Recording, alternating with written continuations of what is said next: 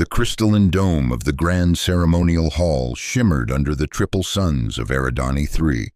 The vast chamber, with its sweeping arches and holographic banners representing thousands of planetary systems, buzzed with anticipation. Delegates from across the galaxy had gathered for the Interstellar Alliance Summit, the greatest assembly of sentient species in the known universe.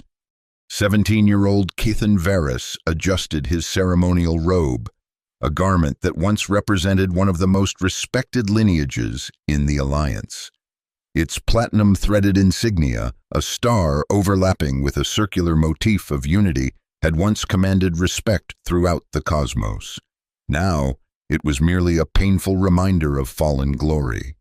"Stand tall," he whispered to himself, repeating the mantra his grandmother had drilled into him. "A Varys bows to no one, not even destiny." The Varys family, once advisors to the Interstellar Alliance Council and architects of peace treaties that spanned centuries, had been exiled to the outer regions after accusations of treason. Though never proven, the charges had been enough to strip them of their ancestral home on central Eridani and relegate them to a life of obscurity. For 2 generations, they had lived with this shame until now, the first time a Varys had been permitted to attend the summit. Kethan's presence was a testament to years of quiet diplomacy, countless petitions, and the slow rehabilitation of their family name.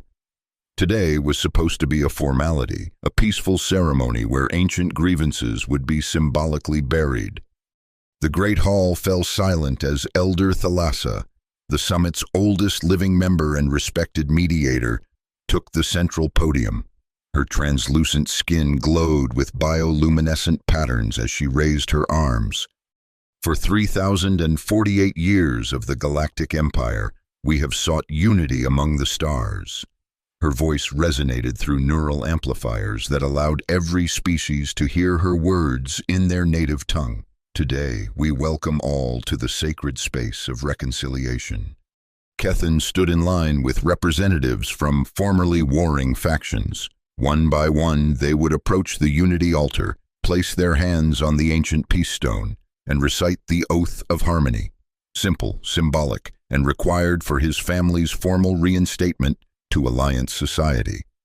From the corner of his eye, Kethan spotted Leora Vels standing with the scientific delegation. Her emerald eyes caught his, and she offered a subtle nod of encouragement. They had grown up together in the dusty outskirts of the Eridani system, sharing dreams of returning to their rightful places in society.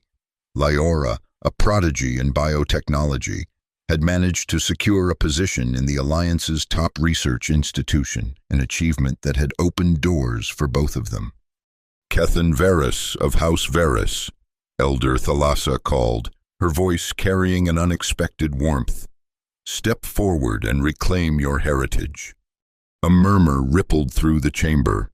Many of the delegates had never expected to see a Varys at the summit again. Kethan walked with measured steps toward the center of the hall, feeling thousands of eyes upon him. The weight of his family's dishonor and hope for restoration pressed on his shoulders. As he approached the Unity altar, movement from the opposite side of the chamber caught his attention. A towering figure emerged from the shadows, clad in the blood-red battle armor of the Kravtor warlords. Grandmaster Arajul, Supreme Commander of the Kravtor battle fleet and conqueror of the Outer Rim worlds, approached with heavy steps that seemed to shake the very foundation of the hall. The Kravtor were known for their martial prowess and rigid code of honor. Their species, evolved from apex predators on a high-gravity world, stood nearly 8 feet tall, with thick, scaled skin and eyes that burned with an inner fire. Arajul was legendary even among his kind, his body adorned with scars from 100 battles, each one a badge of honor. Protocol dictated that both representatives would meet at the altar, exchange formal greetings, and then recite the Unity Oath together. Kethan reached the white marble platform first and waited, his heart pounding in his chest. Arajul stopped before him, towering over the young human. The warlord's breath came in low rumbles, His eyes narrowed as he regarded Kethin. "House Varus." Arajul's voice was like grinding stone. "I remember when your kind advised weakness as strength." Kethin maintained his composure. "We advised peace as prosperity, Grandmaster, as we do today." The chamber fell deathly silent. This exchange was not part of the ceremony. Elder Thalassa stepped forward. "Grandmaster Arajul, Heir Varus, please place your hands upon the Unity Stone." Kethin extended his hand toward the glowing blue stone. Arajul seemed to follow suit, his massive clawed hand moving forward, but then stopped. With deliberate slowness, the Warlord turned his head and stared directly at the Varus family insignia on Kethin's chest. What happened next would be etched into Kethin's memory forever. Arajul drew back his head and, with precise aim, spat a thick globule of yellow fluid directly onto the star and circle emblem of House Varus. Gasps erupted throughout the chamber. In the culture of the Kravtor, such an act was the ultimate declaration of contempt, reserved for the most dishonorable enemies. The acidic saliva sizzled against the metallic threads of the insignia, literally burning through the emblem. Kethin stood frozen, shock and humiliation washing over him in paralyzing waves. "The dishonor of House Varus is not erased by ceremonies," Arajul declared loudly, his voice booming across the stunned assembly. "Your ancestors fled while mine bled in the Signian War. Your peace was built on the bones of my people." With that, the Warlord turned his back, another grave insult, and strode from the altar. His honor guard fell in behind him, their synchronized footsteps echoing through the silent hall. Elder Thalassa quickly moved to Kethin's side. "This is unprecedented," she whispered, genuine concern in her ancient eyes. "Please, young Varus, maintain composure. The summit will address this violation." But Kethin barely heard her words. Blood rushed to his face, his ears burning with shame as he became acutely aware of thousands of eyes watching him, pitying him. The ceremonial robe, once a source of pride, now felt like a mockery, with its defiled insignia still smoking from Arajul's corrosive spittle. In that moment, something crystallized within Kethin's heart. The ember of family pride, long suppressed under the weight of exile and disgrace, burst into flame. He would not, could not allow this final indignity to stand. As the summit officials hurriedly escorted him from the platform, attempting to salvage the ceremony, Kethin caught Leora's gaze across the chamber. In her eyes, he saw not pity but determination, a silent promise of alliance. The path ahead was clear. House Varus would reclaim its honor, not through ceremonies and symbolic gestures, but through action. The old ways of his family, patience, diplomacy, measured response, suddenly seemed inadequate in the face of such deliberate humiliation. A new path, then, Kethin thought, as the damaged insignia cooled against his chest, leaving a scar-like imprint that mirrored the one forming on his soul. The seeds of vengeance, once planted, would grow quickly in the fertile soil of wounded pride. 6 months after the disastrous Unity ceremony, Kethin's quarters in the lower levels of Eridani III had transformed into something between a workshop and a combat training facility. Holographic projections of Kravtor battle formations hovered in one corner, while parts of disassembled exo armor lay scattered across workbenches. The walls, once adorned with Varus family heirlooms, now displayed tactical maps of Kravtor territories and defense systems. "Your form is improving, but your balance is still off," came a voice from the doorway. Kethin lowered his practice sword, sweat dripping from his brow. Leora Vels leaned against the frame, her biotechnician's coat contrasting sharply with the military atmosphere of the room. Her hair, once flowing freely, was now pulled back in a practical braid, revealing the neural enhancement nodes along her temples, marks of her rapid rise through the ranks of the Alliance's bioengineering corps. "I didn't hear you come in," Kethin said, setting down the training weapon. Security protocols are easy to bypass if you designed half of them. She finished with a hint of a smile. Besides, I brought something that might interest you more than martial forms. From her satchel, she produced a slim metallic case.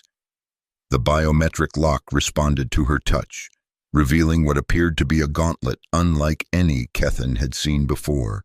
Its surface shimmered with a pearlescent quality, microfilaments visible beneath the translucent outer layer. Is that neural responsive exo-enhancement? Leora confirmed, her voice dropping to a near whisper despite the privacy of the room. Prototype technology. The official project was shut down for being too, she searched for the word, aggressive for Alliance peacekeeping standards. Kethen approached slowly, eyes fixed on the gauntlet. How did you get it? Let's just say not all research data was properly deleted. Her expression turned serious.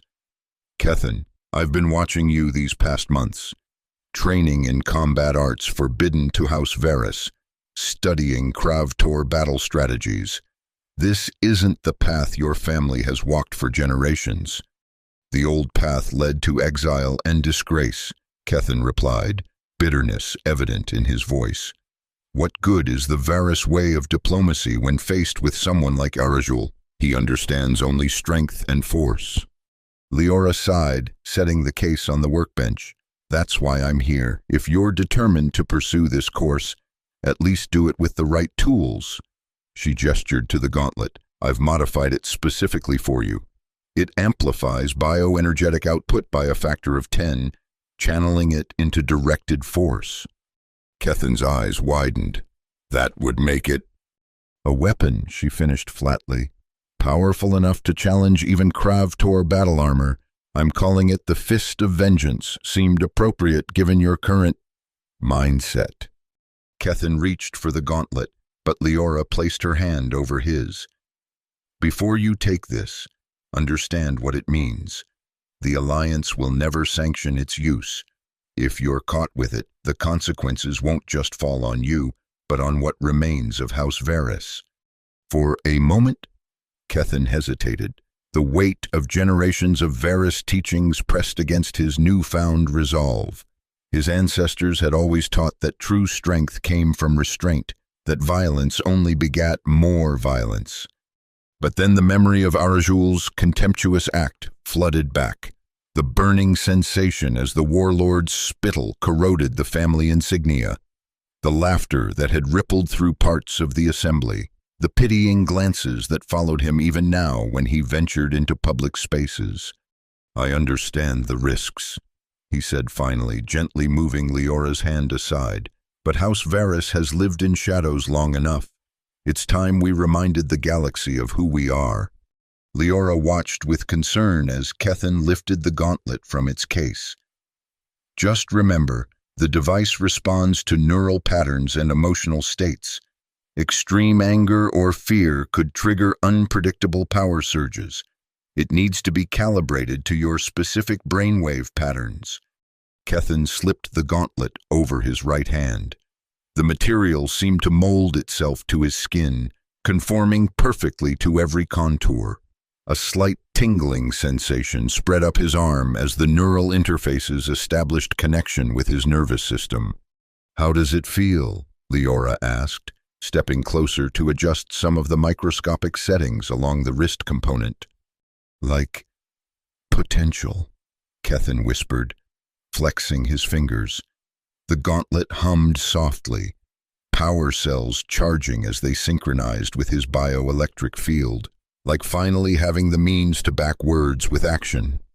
A sudden pounding at the door interrupted the moment. The security panel flashed red, indicating a forced override in progress. Alliance security, a voice barked through the communication system. Open by order of the Summit Council. Leora's face paled. They can't know about the gauntlet already. Kethen quickly removed the device, tossing it back to Leora, who secured it in its case. Hide it, he hissed, moving toward the door. This must be about something else. As the door slid open, 4 Alliance security officers in full tactical gear stood in the corridor, pulse rifles at the ready. Behind them stood a thin, austere woman in the formal gray robes of the Summit Council's executive branch. "Commissioner Thales," Kethen acknowledged with forced composure, "to what do I owe this intrusion?" The commissioner's cold eyes swept the room, lingering momentarily on Leora before returning to Kethen. "Herr Varus, the Council has received information regarding threats made against Grandmaster Arajul by associates of House Varus. Given the incident at the Unity ceremony, these threats are being taken very seriously." "I've made no threats," Kethen replied evenly. "Perhaps not publicly," Commissioner Thales countered, "but surveillance has noted your increased interest in combat training, Krav Tor tactical information, and meetings with various technological specialists." Her gaze flicked briefly toward Leora. "The Council has therefore ordered preventative measures. You are to be confined to the Eridani system until further notice, with enhanced monitoring of all communications and activities." Kethen felt a cold fury building within him. More humiliation, more restrictions, always for House Varus, never for those who had wronged them. "On what evidence?" he demanded. "Is studying history now a crime? Or is it simply that the Great Alliance bends to Krav Tor pressure, as it always has?" Commissioner Thales remained impassive. "The decision is not open to debate. Security officers will install monitoring equipment immediately. Additionally, all non-family visitors must now be pre-approved by my office." She nodded toward Leora, "starting with biotechnician Vels. Her presence here is unauthorized and in violation of her research clearance." Leora stepped forward. "I'm here as a personal friend, not in any official capacity." "Nevertheless," the commissioner replied coldly, "you'll need to leave immediately. And I suggest you remember where your loyalties should lie. Technician Vels, the Alliance has invested considerably in your education and advancement." The thinly veiled threat hung in the air. 2 security officers moved toward Leora, clearly intending to escort her out. Kethen felt the rage building within him, the same helpless anger that had been growing since the ceremony. Once again, those with power were dictating terms, enforcing injustice under the guise of peacekeeping. "This is unnecessary," he started to say, but Leora caught his eye with a warning glance. "It's fine," she said calmly. "I was just leaving anyway." With practiced casualness, she slipped the case containing the gauntlet into her satchel. To the officers, it would appear to be nothing more than standard scientific equipment. As she moved toward the door, she turned slightly, just enough for Kethen alone to see her lips form the words, "Fire Gardens, Midnight." Then she was gone, escorted away by the security detail, leaving Kethen alone with Commissioner Thales and the remaining officers who had already begun setting up surveillance equipment. "This is for your own protection as well, Herr Varus," the commissioner said, her tone softening slightly. "The Krav Tor do not forgive perceived insults. There are reports of their agents already in the Eridani system, possibly seeking retribution for what they view as your family's disrespect at the ceremony." Kethen's brow furrowed. "My family's disrespect? Arajul was the one who—" "Politics rarely concerns itself with truth," Thales interrupted. "Only with perception and power. The Krav Tor hold significant influence in the Outer Rim territories, territories the Alliance cannot afford to lose. So yes, in the official narrative being circulated in those regions, it was House Varus that showed disrespect to ancient Krav Tor customs. The injustice of it all threatened to overwhelm Kethen, and the Alliance does nothing to correct this falsehood. The Alliance does what it must to maintain stability," Thales replied, a hint of weariness creeping into her voice. "As House Varus once understood, before your grandfather's unfortunate stance during the Signian conflict. And there it was, the root of all their troubles. his grandfather's refusal to support the Alliance's military intervention in the Cygnian system, his public denunciation of what he saw as an unjust war. History had proven him right, but vindication had come too late for House Varys. The monitoring equipment will be unobtrusive, Thales continued, apparently considering the conversation finished. You may continue your daily activities within the approved zones of the Eridani system. Any attempt to leave or to disable the surveillance will result in immediate detention. With that, she turned and left, leaving the security officers to complete their work. Kethin stood in the center of his quarters, watching as they installed small, nearly invisible devices in corners and along door frames. Each one represented another shackle, another reminder of his family's fallen status. But beneath the frustration, a plan was already forming in his mind. The Fire Gardens, an ancient botanical preserve on the outskirts of the main city, known for its bioluminescent flora that reached peak illumination at midnight. A location with natural electromagnetic interference that would confound most surveillance technology. Leora had chosen well, and despite the new restrictions, despite the eyes now watching his every move, Kethin felt a surge of determination. The path to restoring House Varys had never been through ceremonies and council approval. It would be forged in fire, shaped by will, and driven by the weight of generations of injustice. As the last security officer left, Kethin moved to the window overlooking the sprawling cityscape of Eridani 3. Somewhere out there, Kravtor agents might indeed be plotting against him, but they would soon learn that the last scion of House Varys was no longer an easy target. The Fist of Vengeance would see to that. The Fire Gardens lived up to their name under the midnight sky of Eridani 3. Massive flame-like blooms pulsed with bioluminescence, casting everything in a flickering orange glow. Ancient trees with bark that seemed to shimmer with internal heat lined winding paths, while floating spores drifted through the air like embers from an invisible bonfire.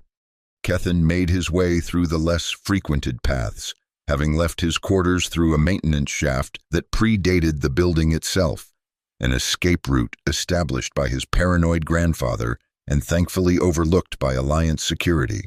He disabled his personal tracker for exactly 30 minutes, the maximum time before the system would trigger an alert, which meant he needed to be efficient. The garden's natural electromagnetic field, produced by mineral deposits beneath the soil and amplified by the unique flora, created a perfect dead zone for surveillance. It was why the place was popular among young couples seeking privacy, black market dealers, and now, apparently, bioengineers with prohibited technology. Leora was waiting in a small clearing surrounded by towering flame orchids, their massive petals providing a natural barrier to prying eyes. She wore a hooded cloak over her usual technician's attire, and beside her stood a figure Kethin didn't immediately recognize, a tall, lean man with a cybernetic eye implant that glowed faintly blue in the garden's ambient light. "You made it," Leora said, relief evident in her voice. "Any trouble getting away from your new watchdogs?" "Nothing a little ancestral paranoia couldn't solve," Kethin replied, eyeing the stranger cautiously. "Who's your friend?" The man stepped forward, offering a slight bow that seemed somehow both respectful and ironic. "Nazir Liot, formerly of Alliance Special Operations, currently self-employed in the field of strategic consultation." "He's a mercenary," Leora clarified bluntly, "and before you object, he's also the best infiltration specialist in 3 systems, with extensive experience in Kravtor security protocols." Kethin frowned. "I don't recall asking for a mercenary." "You didn't," Nazir said, with a thin smile.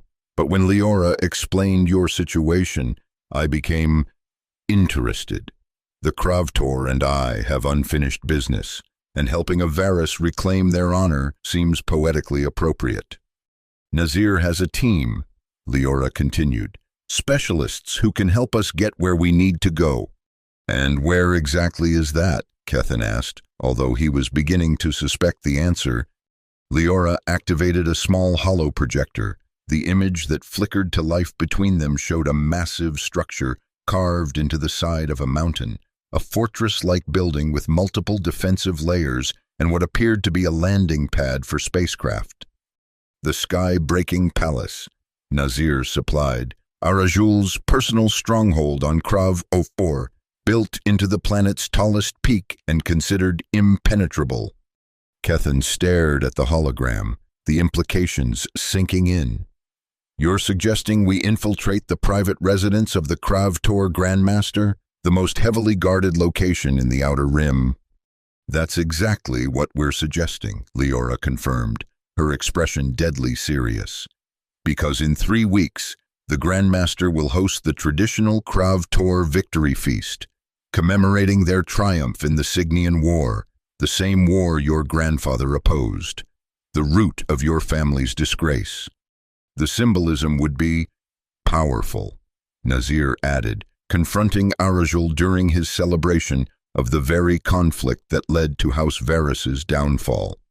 Kethin shook his head, struggling to process the audacity of the plan.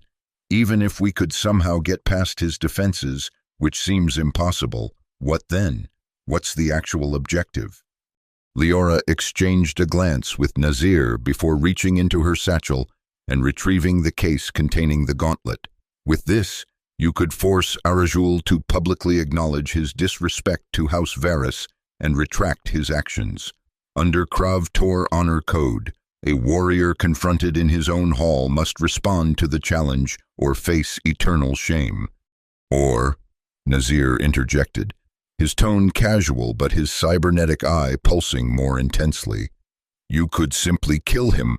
The gauntlet certainly has that capability." The bluntness of the statement hung in the air. Kethin felt a chill despite the warmth of the fire gardens. This was far beyond what he had envisioned. From training to defend himself, to studying Krav Tor tactics as a precaution, to now, assassination. "I never said anything about killing Arajul," Kethin said firmly. "Of course not," Leora replied quickly, shooting Nazir a warning glance. "That's not the plan. This is about restoration of honor, not murder. A public confrontation, forcing acknowledgement of wrongdoing, and then withdrawal. Clean, symbolic, and effective." Kethin wasn't entirely convinced. "And your team can actually get us inside this fortress?" Nazir nodded. "With the right preparation, yes. The victory feast will see increased traffic, supply ships, entertainment vessels, diplomatic crafts. Security will be heightened, but also stretched thin. We can exploit that." "I've already begun modifications to the gauntlet," Leora added, opening the case to reveal the device, now with additional components integrated into its structure. Enhanced neural response, power regulation to prevent detection, and a holographic projection feature that could prove useful for the theatrical elements of this plan. Kethin stared at the gauntlet. In the flickering light of the fire gardens, it seemed alive somehow, pulsing with potential. Or perhaps that was just his imagination, fueled by months of festering anger and humiliation. "The question," Nazir said softly, "is whether the last heir of House Varys is willing to take decisive action, or if he prefers to remain under Alliance protection, watching his family name fade into historical footnotes." The mercenary's words struck a nerve. Kethin had spent his entire life hearing stories of his family's former glory, their influence and respect across the galaxy.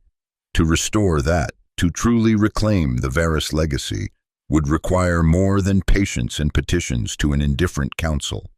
"I need to think," Kethin said finally. "This is more than I expected." Leora placed a hand on his arm. "You have 2 days. After that, the preparations need to begin if we're going to be ready in time for the feast." Nazir stepped back, giving a slight nod. "I'll assemble my team, whether for intimidation or elimination. The outcome will be the same. House Varys will no longer be ignored.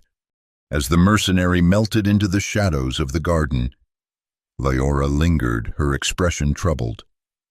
Kethin, I know this seems extreme, but sometimes the old ways, your family's ways, aren't enough. Sometimes you need to speak in a language your enemies understand. And what language is that? Kethin asked quietly. Power, she replied simply, the only language the Kravtor truly respect. She pressed the case containing the gauntlet into his hands.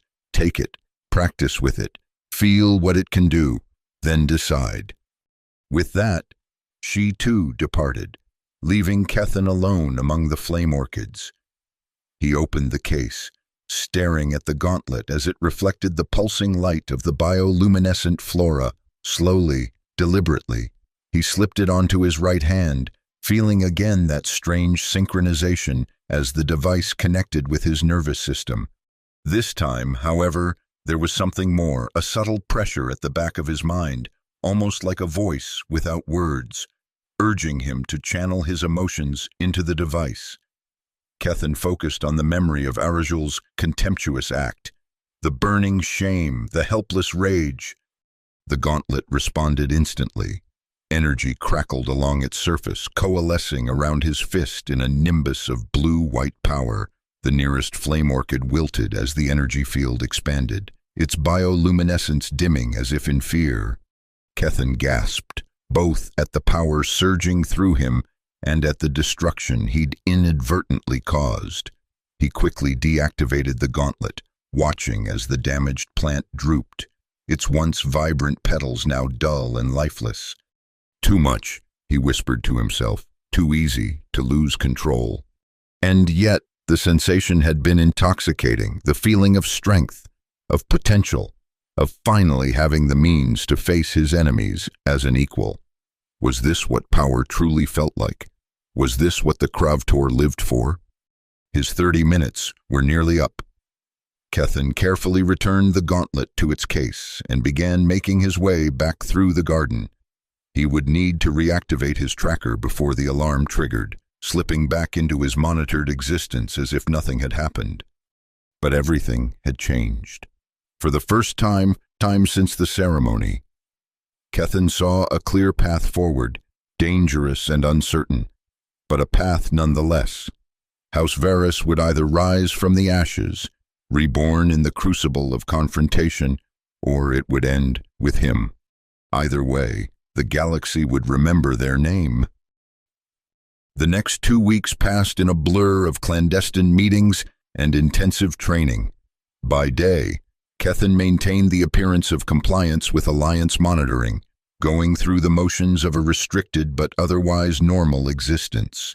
By night, using increasingly sophisticated methods to evade surveillance. He met with Leora and Nazir's team to prepare for the infiltration of the sky-breaking palace. The Liut team, as they called themselves, proved to be a collection of specialists from across the galaxy, each with their own reasons for opposing the Kravtor. There was Vila, a former Alliance intelligence operative whose family had been displaced during the Kravtor expansion into the Outer Rim. Dorvan, a tech expert whose neural enhancements allowed him to interface directly with security systems, and the twins, Mira and Kiro, whose shape-shifting abilities, illegal body modifications from the unregulated labs of the fringe worlds, made them invaluable for infiltration. Kethin spent hours mastering the gauntlet under Leora's guidance.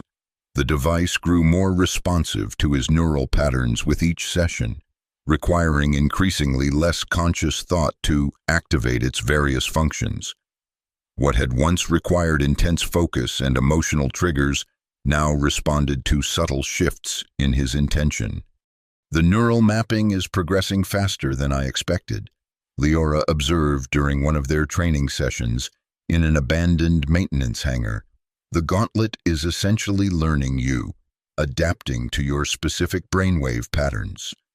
Kethin demonstrated by activating a controlled energy field around his hand, then shaping it into a concentrated beam that left a scorch mark on the far wall. It almost feels like it's anticipating my commands now. Leora frowned slightly. That's not supposed to happen. The core programming is advanced, but it shouldn't be developing predictive capabilities. She connected a diagnostic tool to the Gauntlet's interface port.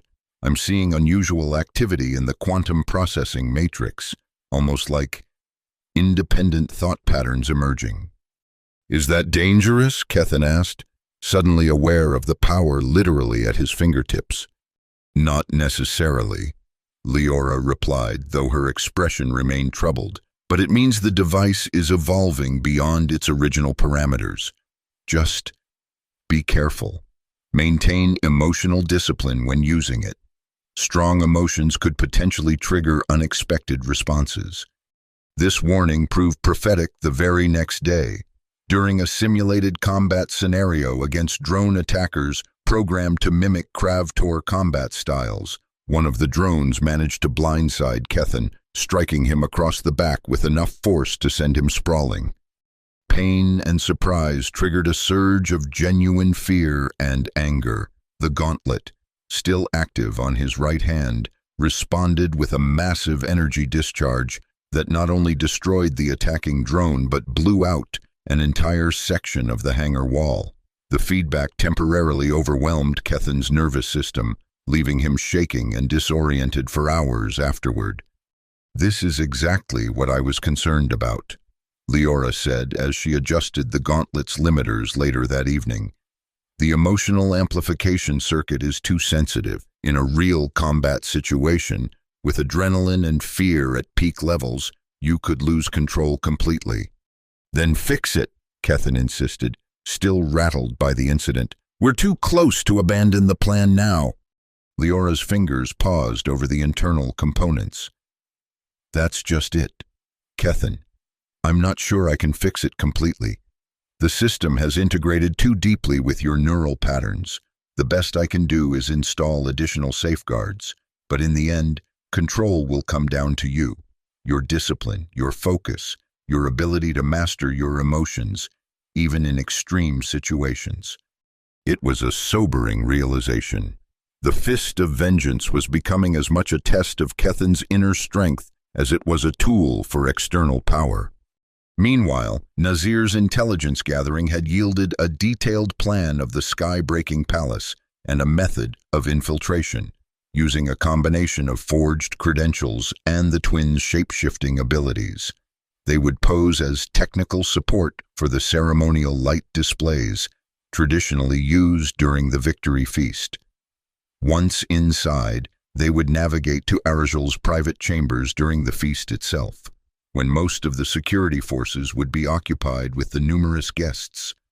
The confrontation must happen in his personal war room, Nazir explained during their final planning session. According to Kravtor tradition, a challenge issued in a warrior's private sanctum cannot be ignored without catastrophic loss of honor. It's where they keep their most prized trophies and battle records, the physical manifestation of their personal glory. And once we're in, Kethan asked, studying the holographic layout of the palace interior. You activate the gauntlet, demonstrate its power, and demand Arajel publicly retract his insult to House Varys, Leora said, reciting the plan they had rehearsed repeatedly. Under the witness of his own war trophies and in his sacred space, he'll be bound by tradition to respond honorably or face disgrace among his own kind. And if he chooses to fight instead? The question had been nagging at Kethan throughout their preparations. Nazir's cybernetic eye pulsed coldly. Then you use the full power of the gauntlet. In a challenge of honor, even killing is acceptable under Kravtor law. In fact, it would cement House Varys' reputation instantly. Kethan noticed Leora's troubled expression. Despite her involvement in the plan, she had always seemed uncomfortable with the potential for lethal force. It reminded him of the Varys family teachings, that violence should always be the last resort, that true strength came from restraint rather than destruction. Yet here he was, planning what amounted to an armed confrontation with one of the most dangerous warriors in the galaxy. How far had he strayed from his family's path? Would his ancestors recognize what he had become in his quest to restore their honor? These questions plagued him as the day of the infiltration drew near, the night before their departure. Kethan found himself unable to sleep, standing instead before the one family heirloom he had managed to save from their fall from grace, an ancient star map showing the original Varys homeworld and the journey of their ancestors across the cosmos. "What would you have done?" he whispered to the starry projection. "Would you have sought vengeance, or found another way?" The stars offered no answer, only the silent testimony of generations who had navigated their own moral dilemmas, making choices that rippled through time to shape his present circumstances. Morning came too quickly. With practiced precision, Kethan disabled his trackers and slipped away from his monitored quarters one final time. Alliance security would discover his absence within hours, but by then their small ship would be well beyond Eridani space, traveling through hyperspace corridors toward Krav 4. The journey took 3 standard days. Kethan spent most of it in silent meditation, focusing on controlling his emotions and strengthening his mental discipline.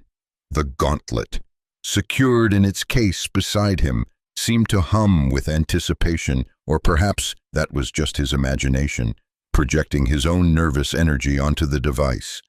On the final approach to Krav 4, Nazir gathered them in the ship's common area for last-minute instructions. The planet loomed in the view screen, a harsh world of jagged mountains and vast, arid plains. The sky-breaking palace was visible even from orbit, a massive structure carved into the tallest peak, gleaming like a jewel against the rugged landscape. "Once we land, everyone has exactly 26 minutes to get into position," Nazir said, his tone leaving no room for questions. "Security scans are timed to cycle every 30 minutes, with a 4-minute overlap for the handover. Those 4 minutes are our window." Leora handed Kethan the gauntlet, now housed in what appeared to be a standard technician's tool case. "Remember, no activation until you're in position. Even with the shielding I've added, the energy signature could trigger alerts if active too long." "And remember," Nazir added, his gaze fixed on Kethan, "whatever happens in that war room, the rest of us need at least 17 minutes to return to the ship. If you're not back by the final extraction time, we leave without you." It was a cold but necessary reminder of the risks they were taking. Kethan nodded his understanding. As the ship began its descent through Krav 4's turbulent atmosphere, Kethan felt a strange calm settle over him. Beyond the fear, beyond the anger that had driven him for months, there was now a crystalline clarity of purpose. Whatever happened in the sky-breaking palace, House Varys would no longer be defined by shame and exile. One way or another, their name would be written anew in the annals of galactic history. Whether in triumph or tragedy remained to be seen. The sky-breaking palace lived up to its reputation, carved directly into the mountain's peak with architectural precision that bordered on the impossible. Its massive halls and towering chambers made even the grand ceremonial hall of Eridani III seem modest by comparison. Kethan moved with the maintenance crew, his face partially obscured by the hood of a technician's uniform, the tool case containing the gauntlet clutched firmly in his right hand. The forged credentials Nazir had provided held up under the initial security scans, identifying him as part of the lighting crew for the victory feast. Around him, the palace buzzed with activity. Kravtor warriors in ceremonial armor stood at attention along major corridors, while service staff, mostly from subjugated worlds, hurried to complete preparations for the evening's festivities. The scale of the celebration was staggering, a demonstration of Arjel's power and influence throughout the Outer Rim. "Separation point ahead," came Leora's voice through the nearly invisible communication device in Kethan's ear. Dorvan has looped the security feed for the service corridor to your right. You have 40 seconds. Kethin casually veered away from the maintenance group, slipping into the indicated corridor just as a patrol of palace guards rounded the far corner. The timing was perfect, evidence of Nazir's meticulous planning and Dorvan's technical expertise. The service corridor led deeper into the palace, away from the public areas where the feast would be held. Kethin followed the memorized route, making 3 precise turns before arriving at an unmarked door, the back entrance to the residential wing where Arajul's private chambers were located. Door security is biometric, Leora warned. Stand by. Moments later, Mira appeared beside him, her features rippling slightly as she maintained the shape-shifted appearance of a high-ranking Krav-Tor officer. Without a word, she pressed her transformed hand against the biometric scanner. The door slid open silently. 15 minutes until the feast officially begins, she said, her voice an uncanny mimicry of Krav-Tor vocal patterns. Arajul will enter his war room for the traditional pre-feast meditation in approximately 12 minutes. I'll create a diversion at the main corridor to draw away his personal guards. Kethin nodded, impressed once again by the team's precision. And the others? Already in position for extraction, Mira replied. Remember, the eastern landing pad, 17 minutes after confrontation. Don't be late. With that, she was gone, striding purposefully back toward the main halls, where her twin brother Kiro was presumably already in position for their coordinated diversion. Kethin slipped through the door into what appeared to be a service area for the private chambers. The decor changed dramatically here, from the austere military precision of the public areas to a space adorned with battle trophies and ancient weapons. The walls were covered with what appeared to be the hides of massive beasts, and display cases housed artifacts from a dozen conquered worlds. Following the floor plan memorized during their preparation, Kethin navigated through the increasingly ornate chambers, each one a testament to Arajul's conquests and martial prowess. The lack of guards was both a relief and a concern. Was security really this lax, or was he walking into a trap? 6 minutes to target appearance. Leora's voice came through the comm. Mira and Kiro are in position. Diversion begins in 3. Kethin reached a massive double door made from what appeared to be polished bone, the entrance to the war room. This was it. The culmination of months of planning and preparation. Beyond these doors, he would confront the being who had publicly humiliated House Varys, who had spit upon generations of service and honor with a single contemptuous act. The tool case felt suddenly heavy in his hand. Kethin set it down, opening it to reveal the gauntlet nestled within.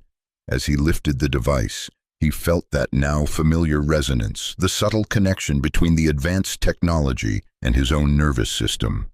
Slipping the gauntlet onto his right hand, Kethin took a deep breath, centering himself as he had practiced countless times.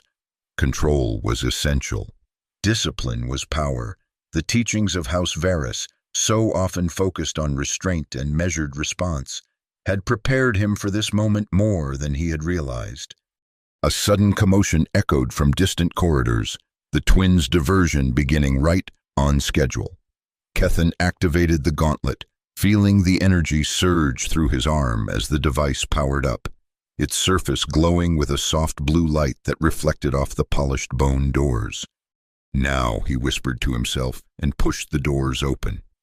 The war room of Grandmaster Arajul was a circular chamber dominated by a massive holographic display in its center, currently showing a tactical simulation of some ancient battle. The walls were lined with weapons, each more fearsome than the last, and what appeared to be the preserved heads of enemies, deemed worthy enough to be remembered. And there, standing with his back to the door, was Arajul himself. The Krav-Tor Warlord stood even taller than Kethin remembered, his massive frame silhouetted against the holographic battle scene. He wore ceremonial armor that accentuated his imposing physique, adorned with symbols of rank and honor that gleamed in the room's atmospheric lighting. "I have been expecting you, Varus," Arajul said without turning, his voice like grinding stone. "Your infiltration was predictable." Kethen froze, the element of surprise evaporating instantly. Had they been betrayed? Had the entire operation been compromised from the start? Arajul finally turned, his reptilian eyes fixing on Kethen with predatory focus. "The humans you employed have a saying about revenge, that one should dig 2 graves before embarking on such a journey. Yet here you stand, alone, with only that primitive device to protect you." The Warlord's gaze dropped to the activated gauntlet. "Ah, yes, Alliance biotechnology, prohibited, I believe. How desperate you must be to violate your own people's laws." Kethen forced himself to remain calm, though his heart hammered against his ribs. The plan had accounted for Arajul's possible awareness. In fact, a direct confrontation had always been the goal. What mattered was maintaining the upper hand psychologically, demonstrating strength and resolve. "I am here to address the dishonor you brought upon House Varus," Kethen said, his voice steadier than he felt. "In the sight of your war trophies and by the code of Kravtor honor, I demand satisfaction." Arajul's expression remained impassive, but something like amusement flickered in his ancient eyes. "You speak of honor? What does a Varus know of honor? Your grandfather betrayed his oath to the Alliance during the Signian War. While my warriors bled and died, House Varus preached peace and restraint, cowards' words that cost thousands of Kravtor lives." "My grandfather stood against an unjust war," Kethen countered. "History has vindicated him. The Signian conflict was based on manufactured intelligence, Alliance mining interests masquerading as security concerns." "History," Arajul spat the word like a curse. "Written by the victors and revised by the weak. I was there, boy. I saw the true face of Alliance diplomacy, using the Kravtor as their blunt instrument, then discarding us when public opinion turned." The Warlord took a step closer, his massive form towering over Kethen. "Your precious grandfather didn't oppose the war out of principle. He opposed it because House Varus had financial interests in Signian trade routes that would be disrupted by military action. His moral stand was nothing but economic self-preservation dressed in noble rhetoric." The accusation hit Kethen like a physical blow. It couldn't be true. His family's opposition to the Signian War had been based on principle, on the Varus tradition of diplomacy and peaceful resolution. It was why they had suffered exile and disgrace, refusing to bend even when it cost them everything. Wasn't it? Doubt crept in, unwelcome and disorienting. Kethen felt the gauntlet respond to his emotional turbulence, power fluctuating around his hand as his concentration wavered. Arajul noticed the fluctuation and smiled coldly. "You didn't know, did you? How convenient that your family history omits such compromising details." The Warlord gestured to a specific trophy on the wall, what appeared to be a data crystal mounted on a pedestal. The full financial records of House Varus during the Signian period, seized during the conflict, kept as a reminder of Alliance hypocrisy. Kethen's focus threatened to shatter completely. Was his entire understanding of his family's principled stand a carefully constructed fiction? Had his lifetime of pride in the Varus legacy been built on a foundation of self-serving lies? The gauntlet pulsed with increasing intensity, responding to the chaos of his emotions, anger, confusion, doubt, all feeding into the device's neural interface, amplifying its power output to potentially dangerous levels. "Control," Kethen whispered to himself, struggling to rein in his turbulent feelings. He needed clarity, needed to remember why he had come. "Your device grows unstable," Arajul observed casually, "like your resolve. This is why the Kravtor prevail. We do not waver. We do not doubt. Our path is straight and true, unburdened by moral equivocation. The warlord moved to a weapon rack, selecting what appeared to be a ceremonial blade. I will give you the honor of combat, young Varus, not because you deserve it, but because it amuses me to see the last of your line fall by my hand, a fitting end to a family of hypocrites. Kethin knew he should respond, should activate the gauntlet's full power and prepare for the confrontation they had planned. This was the moment, face to face with Arajul, in his war room, with witnesses in the form of his cherished trophies. Everything Nazir had outlined as necessary for a challenge under Kravtor tradition. But the revelation about his grandfather, true or not, had shaken his purpose. If he fought now, would it be for family honor or merely personal revenge, for justice or for pride? The gauntlet surged again, energy crackling along his arm with increasing intensity. Leora's warning echoed in his mind.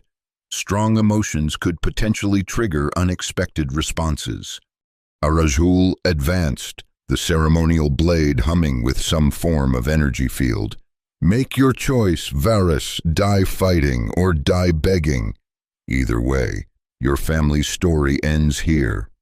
The threat cut through Kethin's confusion, crystallizing his thoughts. Whatever the truth about his grandfather's motives, whatever complications lay in the family history, he had never fully known. One fact remained clear: Arajul had publicly dishonored House Varus, had spit upon their emblem with calculated contempt. That insult demanded response.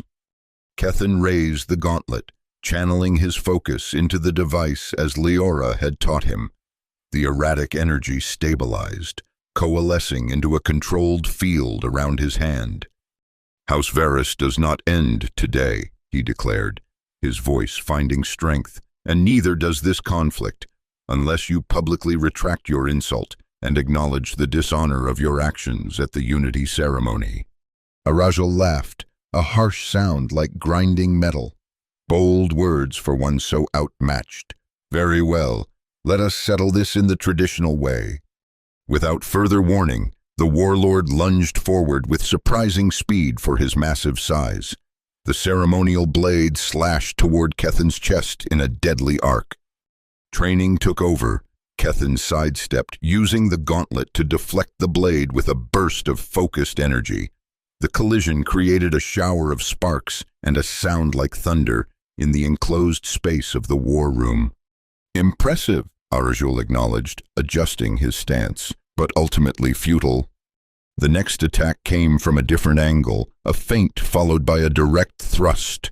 Kethin barely managed to evade, the blade slicing through his technician's uniform and drawing a thin line of blood along his ribs. Pain sharpened his focus. The gauntlet responded instantly, its power output increasing as Kethin channeled both defensive and offensive energy. Their dance continued, Arajul's centuries of combat experience against Kethin's enhanced reactions and the gauntlet's growing power. Each exchange left its mark on the war room.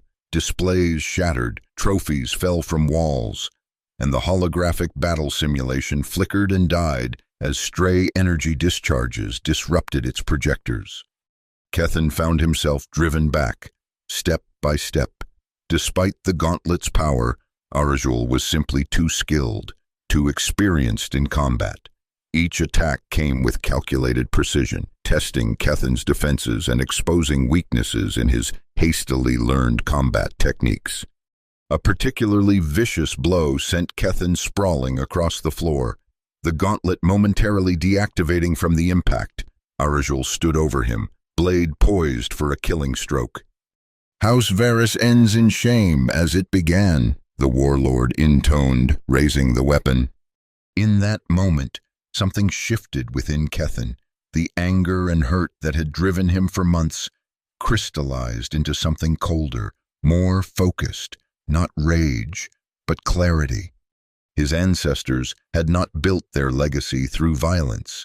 They had been diplomats, peacemakers, architects of understanding between disparate worlds. Whether his grandfather's opposition to the Signian War had been purely principled or complicated by economic interests, the Varys approach had never been one of brute force. "No," Kethin said, his voice steady as he locked eyes with Arajul. "House Varys began in wisdom, and it continues in understanding." The gauntlet reactivated, but instead of channeling its energy into a desperate counterattack, Kethin directed it toward the holographic projectors at the center of the room. A precise burst of energy reconfigured the damaged system, forcing it to life with new images, not of battles, but of historical records. "What trickery is this?" Arajul demanded, momentarily distracted by the sudden display. The hologram showed scenes from the Signian War, the suffering of civilians, the environmental devastation, and finally, the official alliance acknowledgement decades later that the conflict had indeed been based on flawed intelligence and corporate interests. "This is truth," Kethin said, rising to his feet. "Not my family's truth or your truth, but the historical record. My grandfather opposed a war that should never have happened. Your warriors died for a lie, not because of House Varys, but because of the same alliance politics that later exiled my family for being right." Arajul's expression darkened, but he did not immediately attack.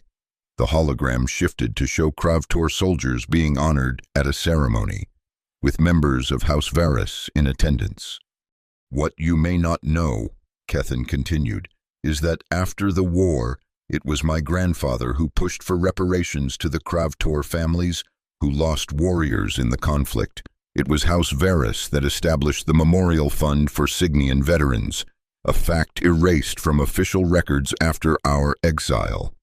The gauntlet hummed with steady power, no longer chaotic but controlled, channeling Kethin's newfound clarity.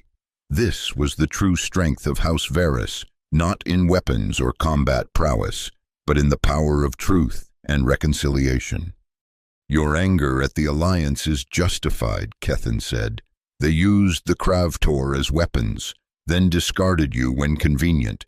But your hatred of House Varys is based on incomplete information, deliberate misinformation spread by those who feared my grandfather's influence."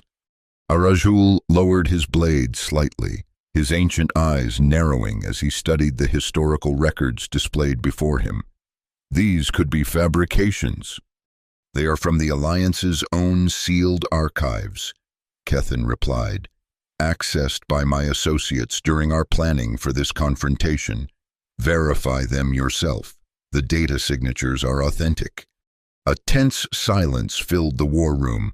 The gauntlet's energy field maintained the holographic display, cycling through evidence that contradicted the narrative Arajul had believed for decades.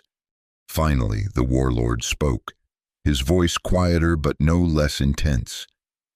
"Even if this is true, it does not erase the shame of your family's fall from power.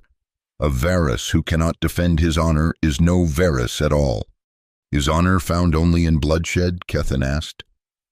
"The Kravtor traditions speak of honor in truth as well as combat. Your own code of ancestors states, 'The warrior who knows when not to strike possesses the greatest strength.'" Arajul's eyes widened slightly at the accurate quotation from ancient Kravtor teachings. "You have studied our ways."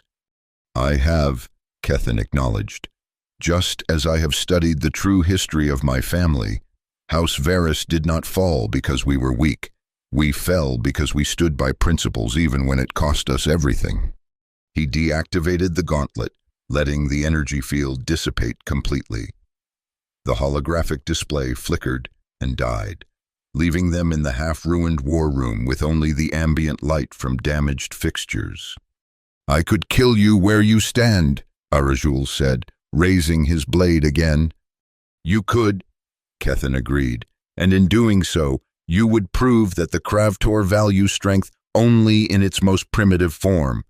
Or you could acknowledge that true honor, the kind your ancestors wrote of in the code, lies in recognizing truth, even when it challenges long-held beliefs."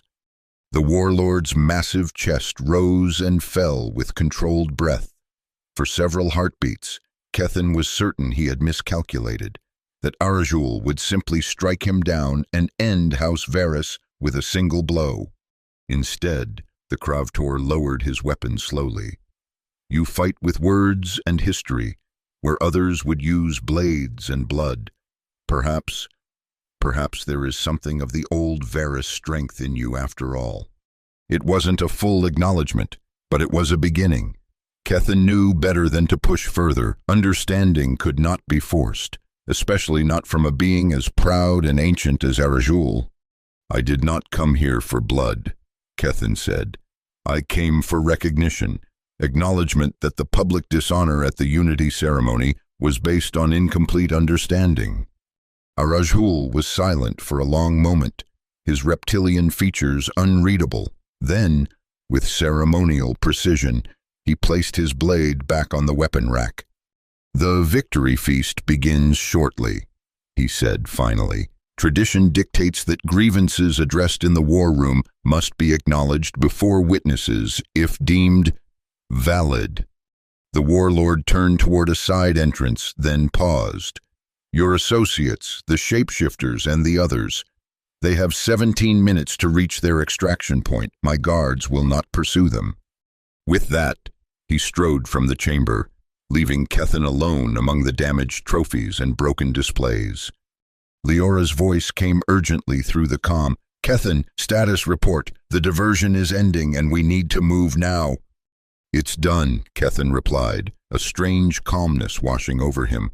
Arajul is, considering the evidence, he's allowing us to leave. What? That wasn't the plan. Did you use the gauntlet? Yes, but not as we intended. Kethin looked down at the device on his hand, so powerful, yet ultimately not the source of his true strength. I'll explain at extraction. Start the countdown. As he made his way through the now empty corridors of the private wing, Kethin reflected on how differently things had unfolded from their careful planning. They had prepared for combat, for a dramatic confrontation ending in either triumph or tragedy. Instead, the moment had turned on understanding, on the very principles that House Varys had championed for generations. Whether Arajul would fully acknowledge the wrongness of his actions remained to be seen. But for the first time since the unity ceremony, Kethin felt something close to peace, not because his family's honor had been restored in the eyes of others, but because he had finally understood its true nature himself. House Varys had never been about power or position. It had been about standing for truth, even when that stand came at great personal cost. In that, at least, Kethin had proven himself a worthy heir. The extraction went smoothly. Nazir's team, professional as ever, asked no questions as they boarded their ship and prepared for immediate departure. Only Leora sought explanations, her expression shifting from confusion to understanding as Kethin recounted what had transpired in the war room. So you didn't force him to retract the insult? She asked as their ship broke atmosphere, accelerating toward the safety of open space. Not directly, Kethin replied, but I think I gave him reason to reconsider his understanding of history. Sometimes that's the most anyone can do. Leora studied the gauntlet, now safely back in its case. The power fluctuations during your confrontation were unlike anything I've recorded before. The device was responding to your emotional state in ways I hadn't predicted. It felt almost alive at times, Kethin admitted, like it was learning not just my neural patterns, but my intentions, maybe even my values. Technological evolution, Leora mused, or perhaps something more profound. Either way, I'm glad you maintained control. As the stars stretched into streaks of light around them, signaling their jump to hyperspace, Kethin found himself wondering what would happen next. Would Arajul publicly acknowledge the truth? Would House Varys be formally reinstated to its former position? Or had this entire journey been for nothing more than personal growth? The answers would come in time. For now, it was enough to know that he had faced his greatest challenge not with the fist of vengeance, but with the open hand of understanding, the true legacy of House Varys. 1 month later, Kethin stood before the Unity altar in the grand ceremonial hall of Eridani III. The chamber was as vast and impressive as he remembered, but this time the eyes that watched him held something different from pity or disdain. There was curiosity, respect, and in some cases genuine admiration. Word of what had transpired at the sky-breaking palace had spread quickly through diplomatic channels, though Kethin had expected arrest upon his return to Alliance space for violating his restrictions. If nothing else, he had instead been met with a formal summons to appear before the Summit Council. The Alliance, it seemed, had been forced to reconsider its position on House Varys following Arajul's unexpected actions at his victory feast. There, before the assembled elite of the Outer Rim territories, the Kravtor Warlord had spoken of historical records and hidden truths. He had not apologized for his treatment of the Varys insignia. Such an act would be beyond even his considerable evolution of thought. But he had acknowledged the complexity of the historical record and the potential misconceptions that had guided his actions. For a being as proud and unyielding as Arajul, it had been an extraordinary concession. Now, as Kethin approached the Unity altar once more, he wore a newly crafted ceremonial robe. The Varys insignia, the star overlapping with the circular motif of Unity, gleamed with fresh platinum threading, restored to its former glory. Elder Thalassa stood at the podium, her ancient eyes reflecting a wisdom that transcended the politics of the moment. "Kethin Varys of House Varys," she intoned, her voice carrying the same warmth he remembered from that fateful day months ago. "Step forward and complete what was begun." From the opposite side of the chamber, a figure approached. Not Arajul this time, but a younger Kravtor warrior bearing the insignia of a diplomatic envoy.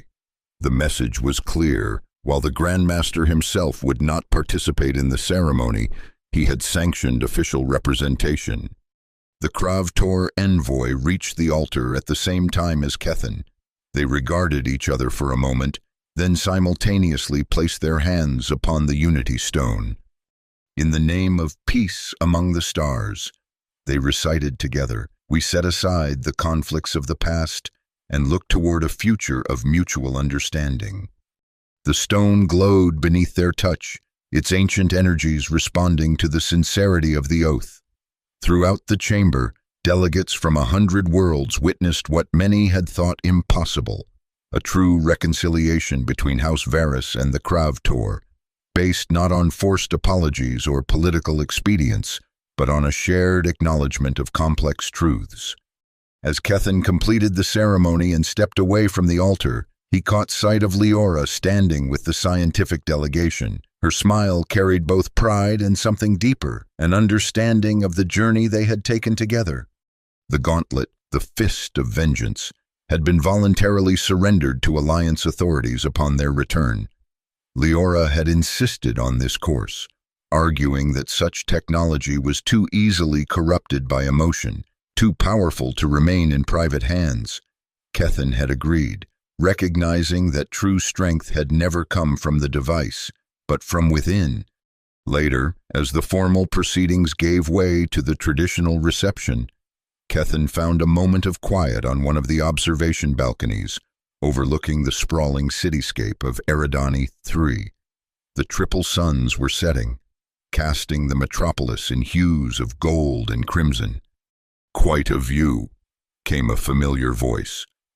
Leora joined him at the railing, her formal attire a far cry from the practical technician's coat she had worn during their clandestine operations.